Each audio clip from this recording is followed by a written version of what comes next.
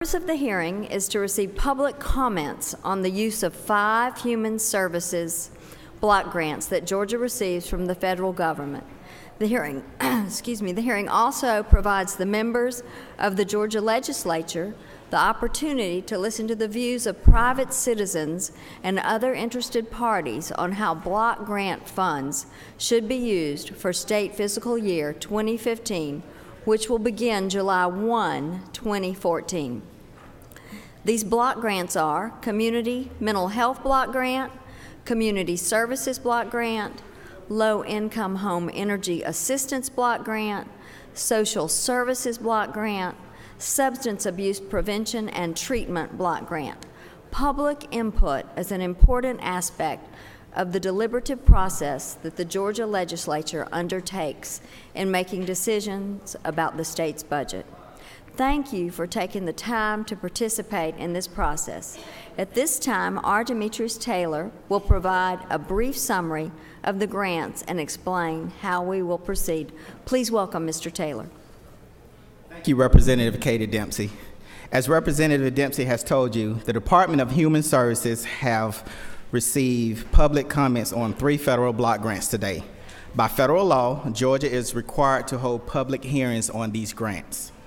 These 3 grants are the Community Services Block Grant, Low Income Home Energy Assistance Block Grant, and the Social Services Block Grant. At this time, I will give you a brief overview of these grants. The Community Services Block Grant provides funds for services and activities that impact the causes of poverty and to assist low-income participants. These funds are distributed to local agencies throughout the state and fund a wide range of services, including employment, education, nutritional services, meal services, as well as housing services. The Low-Income Home Energy Assistance Block Grant provides cash assistance to qualified low-income households for home energy costs, weatherization costs such as installation, caulking, weather stripping, to reduce energy consumption and for energy crisis intervention.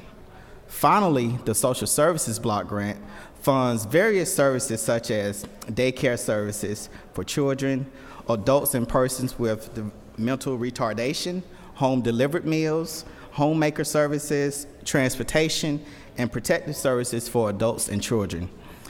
This grant also assists families to achieve and or maintain economic support and self-sufficiency. At this time, Lee Wright, the Director of Budget and Finance for the Department of Behavioral Health and Developmental Disabilities, will provide a list and a brief summary of his agency grants.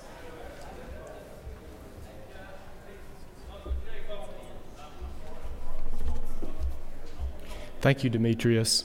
The Department of Behavioral Health and Developmental Disabilities will receive public comments on 2 federal block grants today. These 2 grants are the Community Mental Health Services Block Grant and the Substance Abuse Prevention and Treatment Block Grant. Here's a brief overview of each grant.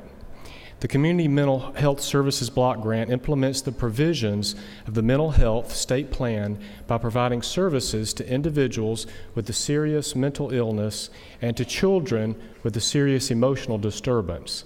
The Substance Abuse Prevention and Treatment Block Grant provides funds for community-based alcohol and drug treatment, prevention, and early intervention programs. Thank you. Now I'll turn it back over to Demetrius to continue in the proceeding. Thank you, Lee. More details about each of these grants, including types of programs that can be funded and their proposed funding levels, are included in the color-coded pamphlets that are available on the table outside. There is a separate pamphlet on each grant. Before receiving your comments, let me go over a few ground rules. We will take speakers in the order in which they signed up to speak. If you have not signed up yet, you may do so outside. Please give us your name and the name of the organization in which you work for. If you have 1 or more speakers within the same organization, we ask that you elect 1 to speak for that organization.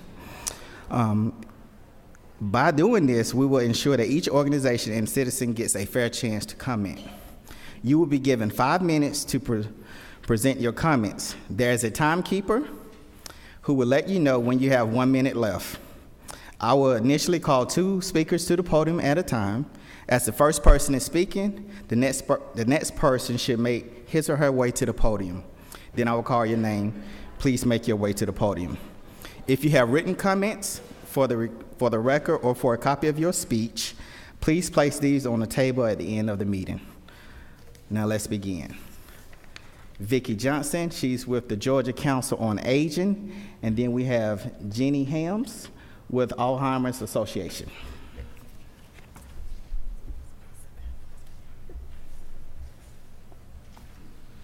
Thank you for this opportunity to testify. I am Vicki Johnson, Legislative Chair for the Georgia Council on Aging and an advocate for Georgia's seniors. The Council, in its advisory capacity to the state government, wishes to address the allocation of Social Services Block Grant, SSBG, funding for seniors. SSBG monies are allocated to local communities through contracts administered by the Division of Aging Services to provide services that enable older Georgians to continue living at home. Services such as home-delivered meals, homemaker assistance, adult daycare, caregiver respite care, and transportation can often delay or completely prevent costly nursing home placement. SSBG funds are also used to assist adults who are leaving institutional care to return to their communities under the federal Money Follows the Person program. At a time such as now, when elder abuse is on the rise, SSBG monies can go toward expanding the work of adult protective services in their investigations, with a heightened and welcome focus from law enforcement on bringing abuse, neglect, and exploitation cases to prosecution. SSBG funding can make a significant difference in protecting vulnerable seniors. These funds can also enhance the protection afforded to residents of long-term care facilities through the state's Long-Term Care Ombudsman program. We see 3 ways, then, seniors can benefit from SSBG funds: home and community-based services, more investigation of elder abuse, and enhanced protection of long-term care residents. Georgia's older population is the fastest growing segment in the state, increasing by 45% in the last decade, compared to 18% for the state as a whole and 15% for children under age 19. Yet the share of SSBG funding for aging services has remained unchanged in recent years. It is our hope that you, as legislators, will review the data on these shifting demographics and take action to modify the SSBG allocation to aging services to better reflect the growth in the older population. One way this might be accomplished is to use state funding for Department of Behavioral Health and Developmental Disabilities waivered services, which can leverage Medicaid funds. Rather than leaving that federal money on the table, we can use state funding in a strategic way and reserve SSBG funds to address the needs of those served by the Division of Aging Services. Thank you.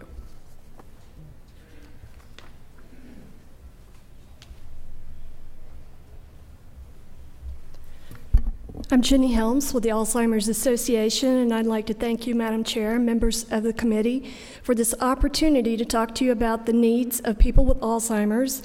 And I particularly want to tell you about the kind of cases and situations that we see and help families with on a daily basis there at the Alzheimer's Association. And we estimate that there are about 120,000 Georgians with Alzheimer's disease, and that 70% live in their homes. And we estimate that 37% of these live alone.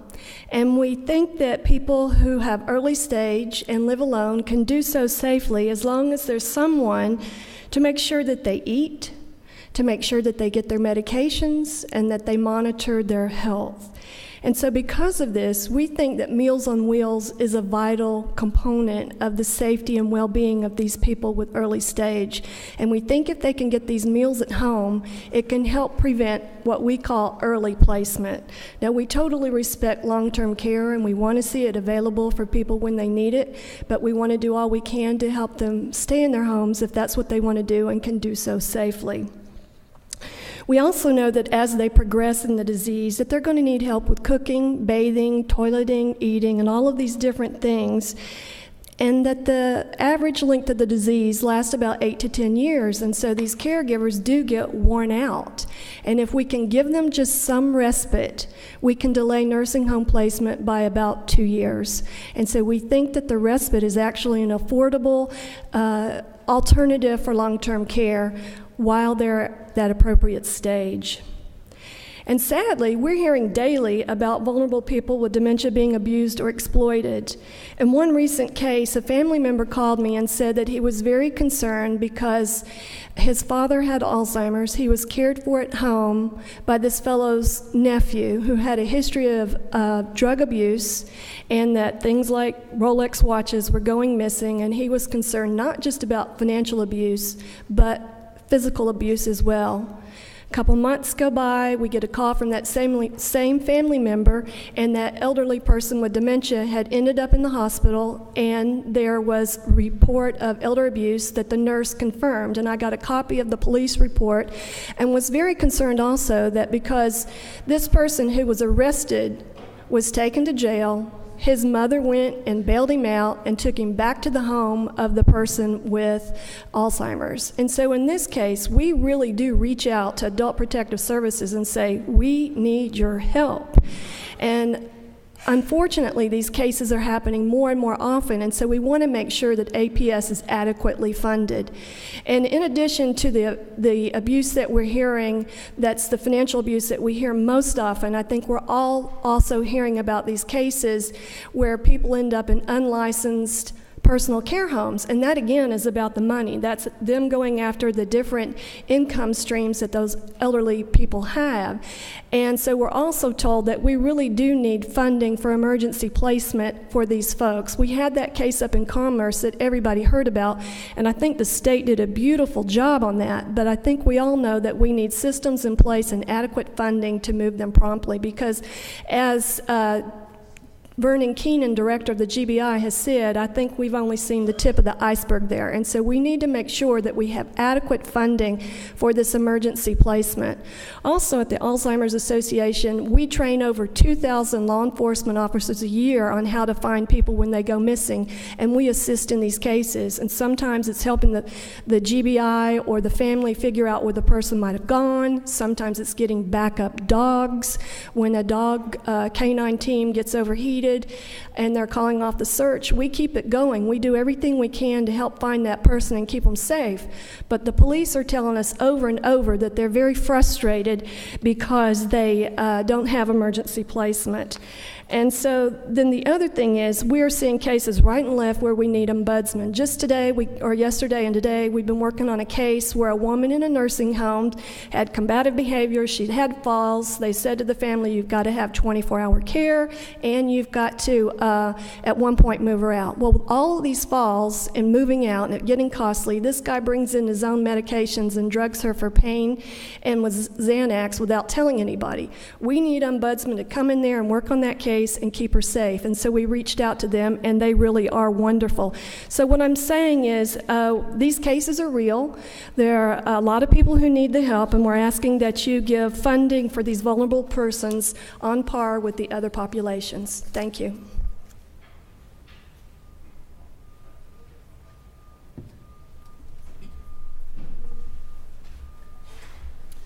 Next, we have Catherine Lawler from Atlanta Regional Commission. Then up next would be Cindy Nelson from the Senior Citizen Advocacy Program.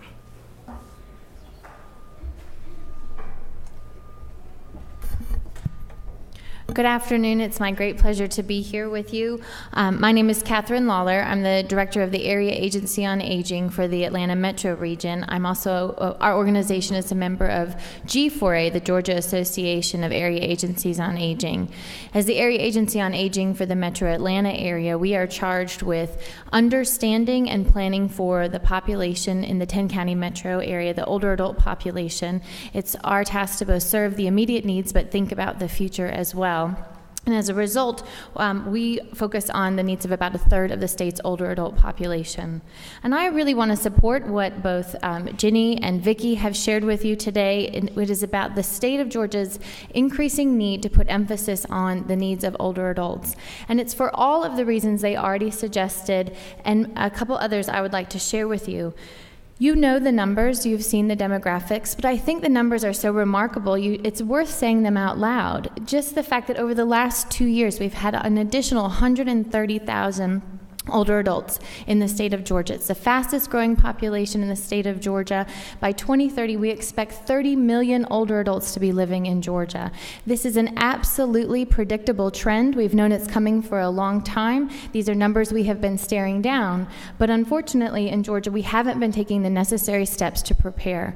And that's what I'm asking you to do now when thinking about allocating these block grant funds, is make the investments now to build the infrastructure to meet the needs of our older citizens. Not only are we looking at a growth in the older adult population, but tremendous growth in what you might consider as vulnerable older adults. In just the Atlanta region alone, between 2007 and 2012, older adults living in poverty have increased by 45%. Older adults living alone, who might be at risk of a number of things, have increased by 30%. So we're looking at all kinds of growth, but growth of people that when they can get the help they need, they can live in the community much longer than might have been possible otherwise. At this same time, during this period of incredible growth, all of Georgia has taken cuts. All of the department has taken cuts. But I have to raise with you today that in the Department of Human Services, the Division on Aging is only 3% of the department's budget. Yet in FY13, the amended budget, the Aging Division bore 43% of the cuts for the entire department.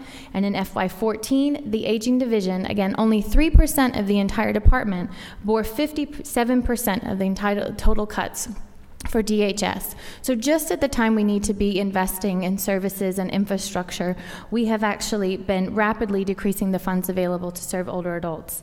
This is not only eroding our infrastructure, it absolutely eliminates the possibility of doing the kind of preventive services which keep people healthier longer. Block grants are a unique source of funding because they provide the kind of flexibility to innovate. And innovation is exactly what we need now. We are radically reinventing what it means to grow old in America and in Georgia, and services need to keep up with that by being innovative, cost-effective, and these type of funds are exactly designed to do that, to allow communities to do what they do best, which is respond to those local needs and rebalance our long-term care system.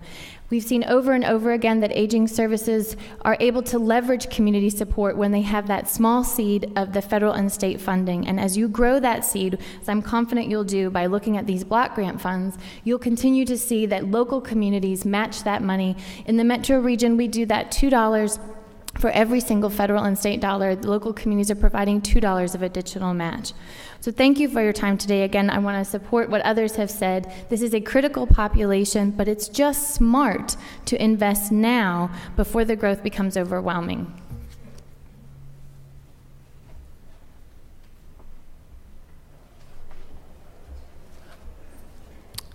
Good afternoon, and thank you for allowing me to testify this afternoon. I'm Cindy Nelson. I am the Senior Citizen Advocacy Program person.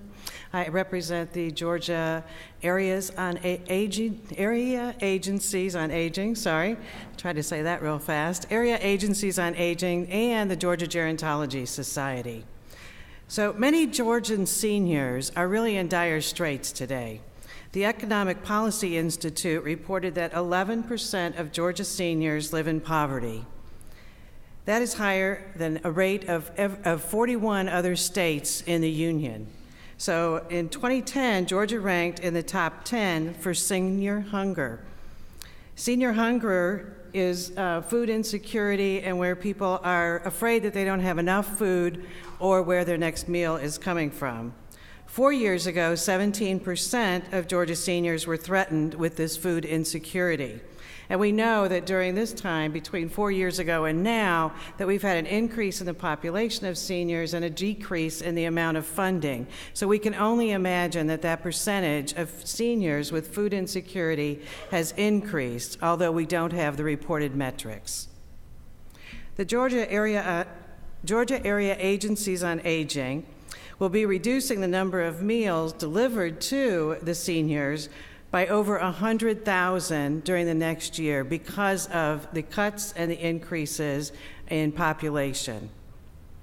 The funding for seniors continues to shrink while the population continues to grow. As has been said, Georgia has the 4th fastest growing population of seniors in the U.S.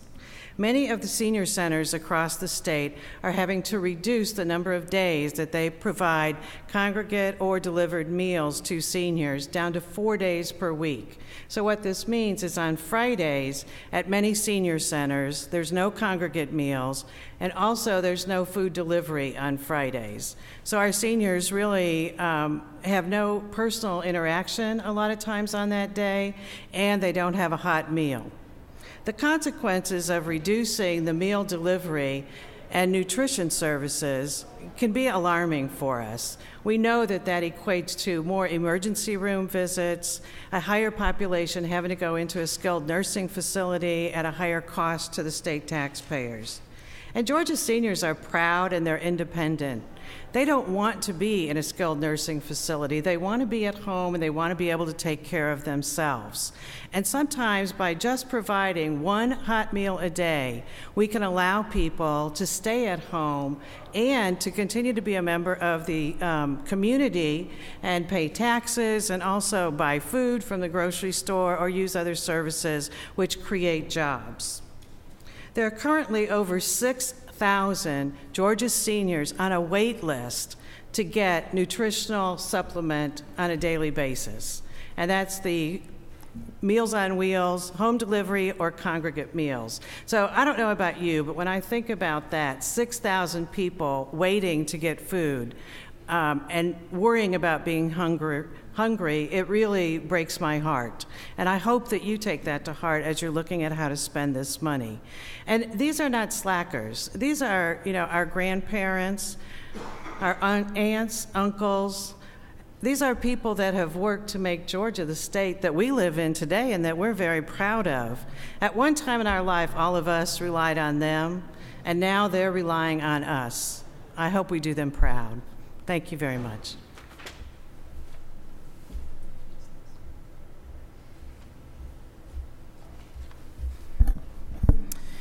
Is there anyone else who would like to speak? If so, please approach the podium and state your name and the name of the organization in which you represent. All right, with that said, I'd like to thank each of you for attending today's hearing.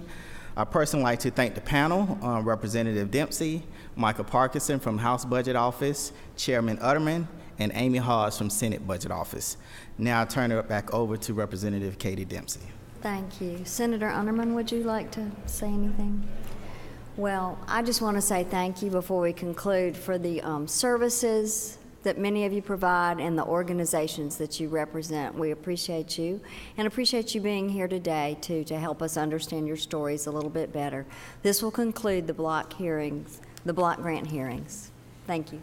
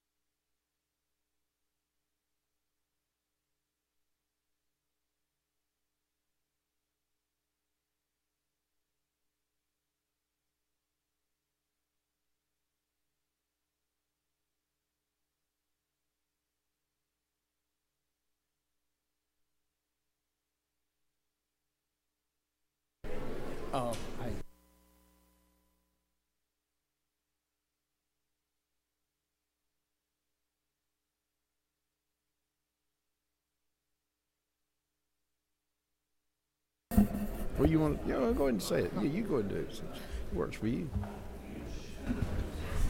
Welcome back, everybody. Just a quick note, Chairlady Houston is feeling under the weather. This fall, DOT falls under her subcommittee, so I've asked her to go home, get feeling good, so she'll be ready to work for tomorrow. But I'm going to hand off the gavel to my esteemed chairman, colleague in the Senate, Senator Hill, to run the last portion of the meeting. Thank you. He was fighting everything he could to keep from saying old friend. Commissioner Golden, we're glad to see you. Thank you. And launch out. Senator, turn you on. All right. Thank you both, Chairman England and Chairman Hill. I want to first recognize some of our DOT board members that are with us today, and I won't go by name, but we have quite a few that came out with support. We think we're going to have a vote at the end, so we brought our numbers. And I also want to do a quick introduction of our staff, which is we have Angela Whitworth, who's our treasurer, Russell McMurray, who's our chief engineer, Todd Long's deputy commissioner, Toby Carr is the planning director appointed by the governor, as you know, and Josh Waller. So we're here to answer any of your questions today. I want to start off talking about the DOT staffing and make sure that you guys kind of know where we've been trending. As you can tell from back in 1972, we had about 9,110 employees, and we had about 35,000 lane miles at the time that we managed. Today, you jump forward to about 2014, we're at 4,170 employees, and we have about 47,000 lane miles to maintain. So the system's getting bigger, our staffing's getting smaller. So Todd kind of coined this phrase in our organization, and we continue to kind of use it, but we're not trying to be necessarily efficient anymore. We need to be effective at what we do. And so we're really focused on doing that as an organization. Many of you know we've closed some of our area offices to make our streamlined processes in our areas management structure a little bit smaller because of our smaller staff. State motor fuel collections, as many of you know, we're going to start off with the 2014 amended numbers. The audited number came in a little over $1,002 million, and that's actually up from the actual governor's estimate of $975 million. So we'll be talking about amending those dollars into our budget today. We always like to highlight debt service. This is probably the biggest challenge the Department of Transportation faces today. Debt service for us is made up of our state motor fuel and our federal program. And you can see in FY14, we have about $401 million worth of debt service. That's made up of three real components. One is which is called the general obligation debt services, debt service, which is in blue. The $44 million is the GRB bonds, or the general revenue bonds. And then the yellow number is what's called the grant anticipation revenue vehicle. I can never say, I say GARB, but for short. But that's the federal portion of the program. And as you can see, that number continues to be a significant struggle for the Department of Transportation. We do not receive any major debt reduction until around 2019, when that number goes down to about $60 million. Goes down $60 million to about $370 million. So starting in our 14 amended budget recommendation request, it's based on a little over $1.2 billion, $1 billion, $2 million number. And I'm going to start you in the right-hand corner with the red, the GO bond debt service and the SRTA debt service. Those are the two pieces of the pie that make up our big portion of debt service. SRTA is the payment for our debt service for both our GARB bonds. That's a significant portion of our budget. This year, it's roughly 25% of our state motor fuel. Coming around to the next number, you see in the left-hand corner, the yellow, the kind of orange color is the maintenance number. That's our amended budget request recommendation, which is a little over $202 million. And that is our routine maintenance activities that we do: mowing grass, keeping welcome centers and rest areas clean. And then you come down to the blue part, which is our general operations fund of $164 million. And that's where our design services, right-of-way acquisition, all the things we do for pre-construction activities, planning activities, and reporting activities comes from. And then the purple piece is, we'll spend a little bit more time today on the purple piece than we normally do, but the capital project's $273 million. And that's what really goes to match our capital construction and capital maintenance programs. That's the state match to the federal program. And we're going to spend a little bit of time towards the end of the day kind of making sure you're clear on what the federal program is and isn't, and some of the challenges we're going to have in 2014 and 2015.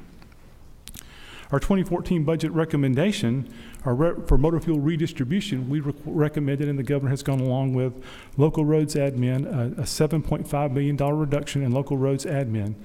We've asked for this for several years in a row because several years ago, staff was moved up to construction administration program, but the funds were not moved to that. So this is just a kind of an alignment of our staffing where those employees have been moved to another program, and we've asked for this for several years. So we've asked that to be redistributed to our routine maintenance program, which is where we continue to try to have to find funding for service contracts. Planning, we asked for a $1.5 million redistribution. Several years ago, we stopped matching the metropolitan planning organizations. If you're not familiar, we have about 16 MPOs in Georgia. And what happens is the federal government gives 80% of the funds for planning purposes. The state used to provide a 10% match, and then the locals were responsible for 10% match. We stopped matching that 10% with state funds a couple of years ago, and so this funding has kind of lapsed in that particular program, and we're asking that to be moved to routine maintenance also. So you see the additional $9 million total for routine maintenance, and that will go towards funding our service contracts.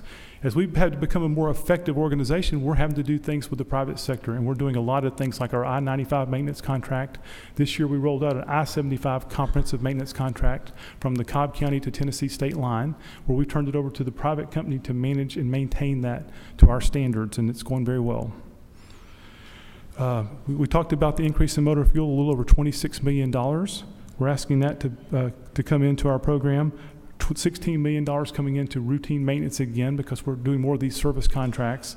And then payments to CERTA, that's an increase of about $10 million. And that will go to fund the Georgia Transportation Infrastructure Bank.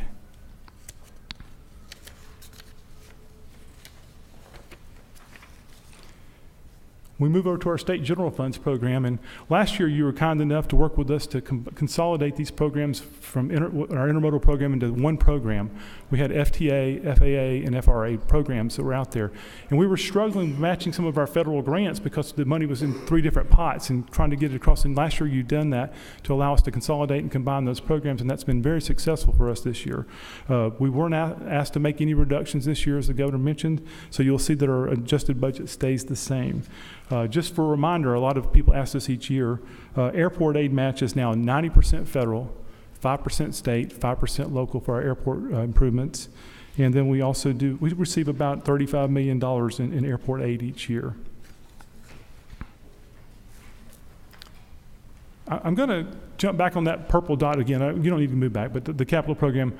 So we're going to talk a little bit about that. Our federal program, as you know, Congress is voting today, as a matter of fact, for an extension for a couple of days. And then we're hoping to see a budget that get us through 2014 for our federal program.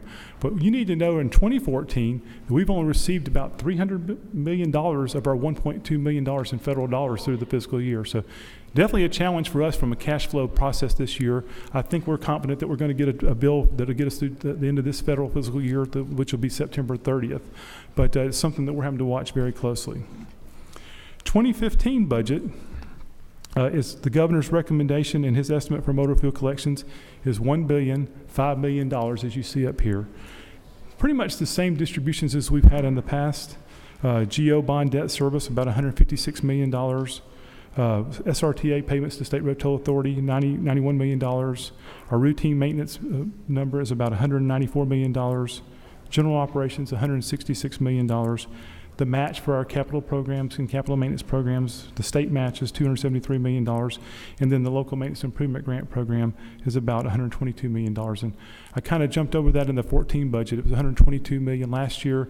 It's staying at $122 million this year in the budget recommendation, which is about 12%. And statutorily, that's got to be somewhere between 10 and 20%. It's traditionally been about 11. It went to 12 last year, and it'll be 12 again this year in the recommendation. As you can see, though, our debt service, our total debt service is roughly, for 15, will be $167 million in state general funds. I'm actually getting that number a little bit wrong, but it's a little over, make sure I get that number actually. $167 million is correct. It makes up about 24% of our state motor fuel collection. So about 24% of our money is going to the debt service. 2015 budget recommendations. Again, this is about $20 million over the base projections for 2014. So working with the governor's budget recommendations, the money has been recommended to be distributed the following way. You see compensation initiatives, a little over $1.7 million. Again, a reduction in operating expenses for local road admin, as we talked about earlier. That's about $752,000 reduction. An increased service agreements amount, we've added about another $9.7 million to our routine maintenance activities. And then again, in 2015, another transfer of about $9 million to the Georgia Transportation Infrastructure Bank. That's very much in line with what happened in 2014. The redistribution in 2015 recommendations is again around a little over $8 million. Again, to transfer about $5.7 million out of local road admin, transfer that again to maintenance. Local road administration, about $1.5 million moved to construction administration, which is where those bodies were moved to, as I mentioned to you earlier. And then in the planning number, again, the $1.5 million, since we're not going to do matches to the MPOs, would also be moved to maintenance. And that's an area that we just have to focus on. If we're going to do it with the private sector and enter into these agreements, we've got to have these routine maintenance contracts funded. On the state general fund side and the intermodal programs, again, there was no request for reductions. So you'll see the same numbers with a $56,000 increase based on for the actual, we call it the governor's recommendation for the, what do we actually, the $56 million towards compensation initiatives and retention initiatives that the governor's added to the budget. That wraps up our 2015 Chairman, I kind of stop at that point, and I've got a couple other things I need to talk about, but I want to see if there's any questions at that point.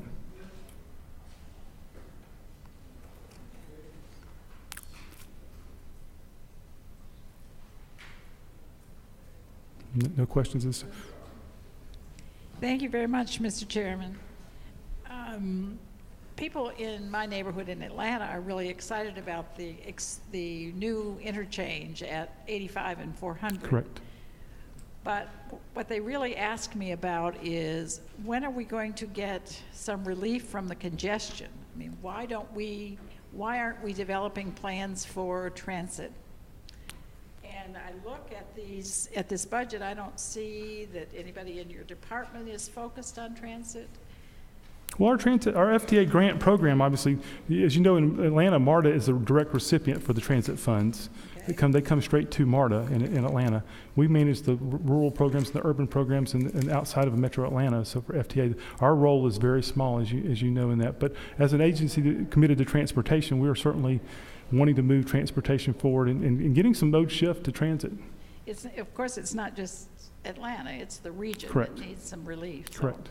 Yes. I wish you would think Certainly. more seriously. Certainly. I don't know if, of course, Atlanta Regional Commission does the planning for Metro Atlanta, as you know, and we're very engaged in that process and developing the plan.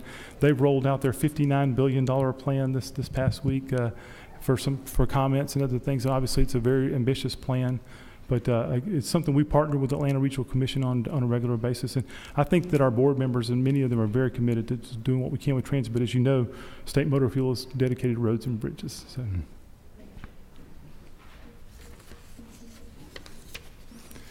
Commissioner, I don't see another question. Okay, a couple of areas I need to hit on I want to make sure you're aware of, and this might generate some discussion. So, of course, the TIA, we want to make sure the board is in the legislature and everyone's very comfortable with what's going on in the Transportation Investment Act. That program has been in place for 1 year now.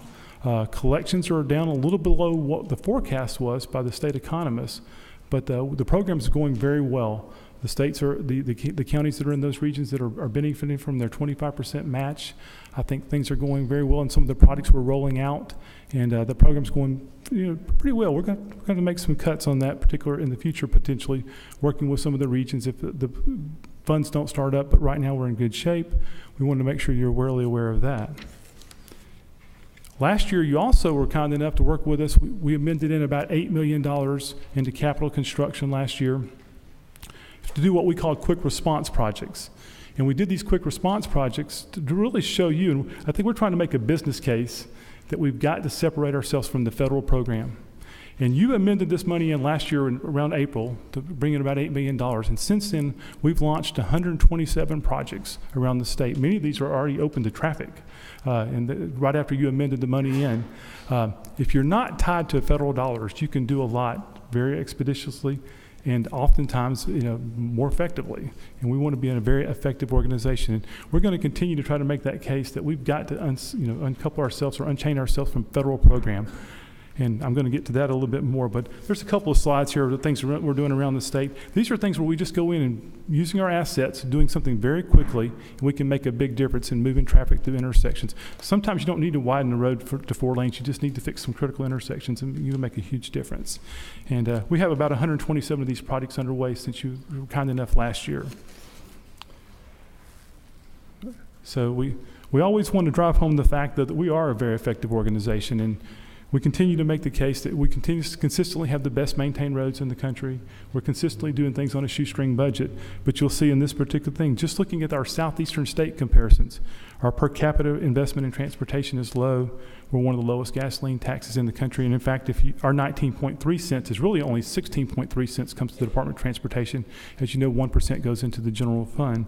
I think we're being a very effective organization, and we're very proud of the staff at DOT. And if nothing else you leave today, though, I really need to drive this fact home here at the end of this presentation today. And that's the federal program and what's going on in Washington. We have some huge challenges ahead of the Department of Transportation. I mentioned that in 2014, the dollars are coming in very slow. I like to use the example, a simple example. If a project's $1 million, we award a contract to a contractor for $1 million. The treasurer sets aside $200,000 in state funds. We get an IOU from the federal government. We are a totally different program than most states. We don't get a block grant or our dollars. We're a reimbursable program. So we have to complete the work and submit a request to get reimbursed from Federal Highway Administration. Totally different. So it's going to create some huge challenges for us going into 2015. What you need to understand, so cash flowing a project, if a contractor was awarded a project for $1 million, She's got $200 million in her bank account, or $200,000 to pay a contractor. He sends us in an invoice. He doesn't care what the color of the money is, whether it's a federal. He just wants to get paid. And she's got to figure out how to pay him the full amount while she's waiting on this federal reimbursement. Right now, they're not reimbursing us, so it's slowing down some of our programs. We think we'll be in good shape. But 2015, we've got something, and all the states are faced with this, what everyone's referred to as the fiscal cliff for the Highway Trust Fund. And you need to understand what goes on with the Highway Trust Fund. The Highway Trust Fund is in a sense, going to be insolvent in the federal fiscal year 2015, starting this October. MAP 21 was a 2-year transportation bill that got passed, and of course, Congress kicked things down past the elections and stuff. But we're coming up, that it expires this September. There's so much uncertainty about what they're going to do it. And so I want to hit the next slide a little bit. It kind of shows, here's what's going on. They've been basically borrowing money from the general fund to prop up the Highway Trust Fund to keep it at the same funding levels. And that's not something that's going to be as sustainable as we know with our current Congress and the current mood of what's going on in the country and stuff. So right now in 2015, coming up the next fiscal, if Congress wanted to keep it at the same funding levels we have today, they would have to infuse $12 to $15 billion from the general fund in to keep it at the same funding levels. That's one option that they're looking at, they'd have to do. And of course, you also know that they'd have to find that in their budget some other where to make up that difference. And so we're not comfortable that that's going to happen. We don't know what's going to happen. The other option is out there that it would take about a 10-cent increase in the federal gas tax to meet that number. Pretty sure that's not going to happen in that scenario. And then the third option is that they can just spend what's coming into the Highway Trust Fund. And that's a possible scenario. So I think it's my duty to make sure you're aware of all those scenarios. If that third scenario happens, though, we have to make some adjustments to our program, because what that means is in federal year 15, which starts next October, even if they had a bill that only looked at the money that's coming into the trust fund, we would be challenged because there would be no real federal authorizations done in that fiscal year. Next chart probably shows that better. This is not my chart. This has been going around the country. Federal fiscal year 2015, that's the fiscal cliff. What does that mean to Georgia DOT? It really means that we would not be able to let projects moving forward for basically the bulk of the our state fiscal year 15. So traditionally what happens today is we will have used all of our federal obligation authority for our Highway Trust Fund by probably June of this year. So we'll be done spending all of our federal dollars. When we roll into our state budget year, we would use the motor fuel dollars that you've given us. We would start advanced constructing these projects. It's a method that they allowed to be done. And when the federal fiscal year comes in, you cash in your chip to get reimbursed. I can't guarantee you today that there's going to be any chip to cash it in on. So we're going to be probably in the months of July, August, and September of this year, we will not be able to let any construction projects. We will not be able to authorize any new right-of-way acquisitions, and we will not be able to start any new design until such time as the federal program has some clarity of what's going to happen. Not knowing what the options are. We just, as a state that can't go into debt when we enter into an agreement in our contract, we have to pretty much take that risk management strategy. So Josh has been tracking what's going on at the federal level. It's today, they've met for the first meeting yesterday. We've been meeting with our U.S. congressmen on a regular basis. I hate to say that, that's September to them. They're not even, it's not impacting them because they don't have to worry about it till September. But for us, it's going to impact our program really starting in a couple of months. And it's going to hurt our highway construction industry. It's going to hurt our citizens who are not going to have projects moving forward. And we're really moving into the bulk of construction season as you move into those things. That's the time when you really want to get the work out and get the contractors going, because it's the spring and summer, summer, fall months. So we've got some huge challenges in front of us with the uncertainty of the program, but you need to know that that's out there. We don't have a way to cross that gap and make that, until we see some clarity. We can't take the risk of going into debt with dollars we don't have. So you need to be aware of that challenge, and we want to make sure, if nothing else today, that you knew that that's sort of on our horizon for fiscal year 2015.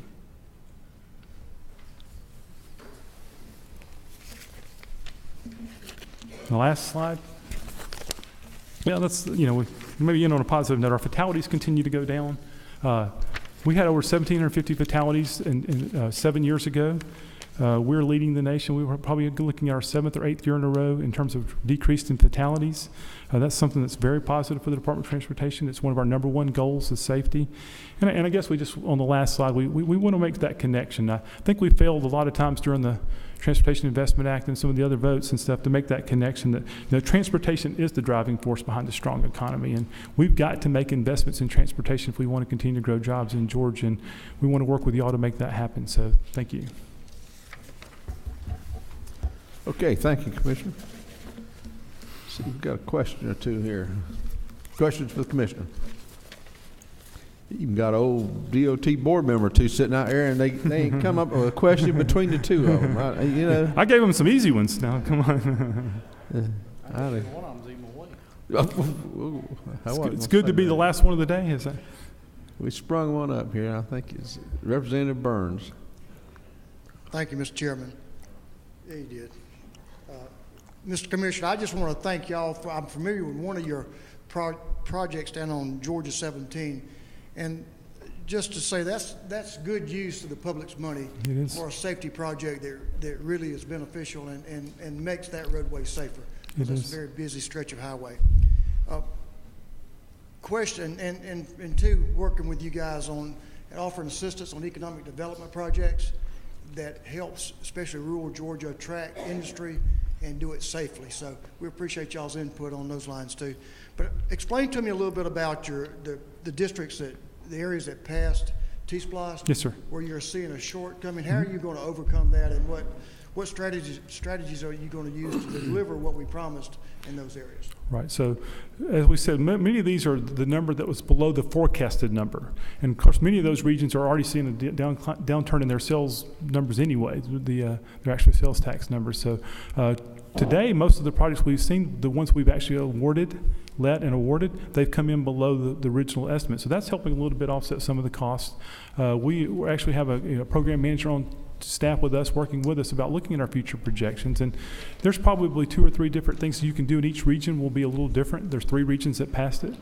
I think that the most important thing that we're going to see is that, if we hold the 2011 numbers and don't really build in some of the increases in terms of what we saw in revenue forecast for increased cost, and keep it at 2011 numbers, we may be able to do some things in that nature.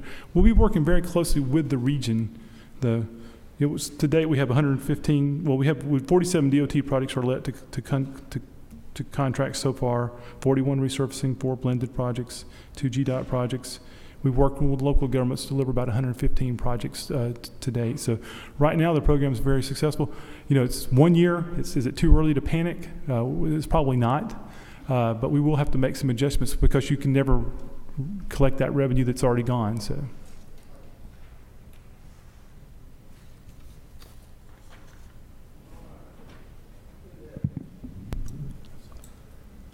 Yeah, you're on. I'm sorry. Thank you, Commissioner. Point of information, can you give us a status of the Fall Line Freeway and funding is in place for that, correct? Sure.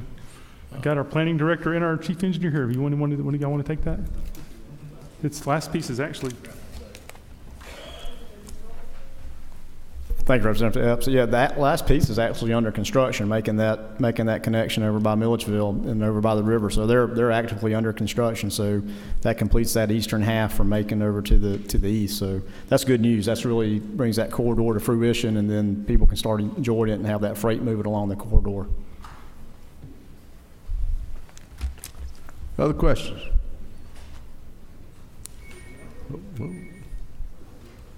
Senator Underman.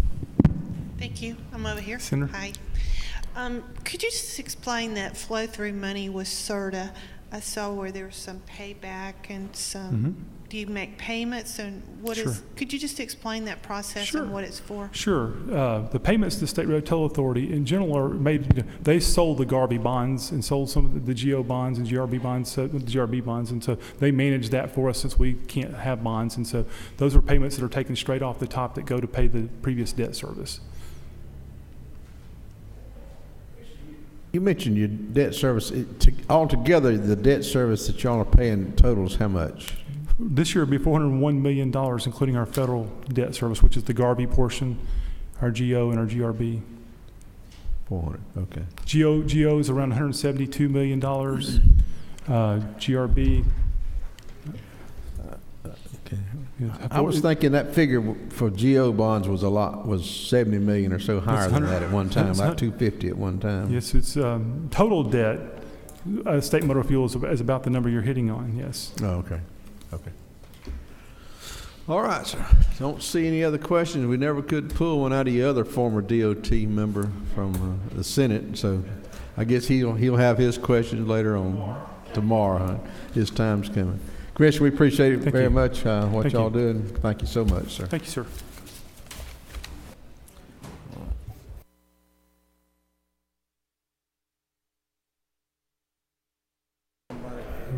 Got OPB on the way, so y'all hold with us.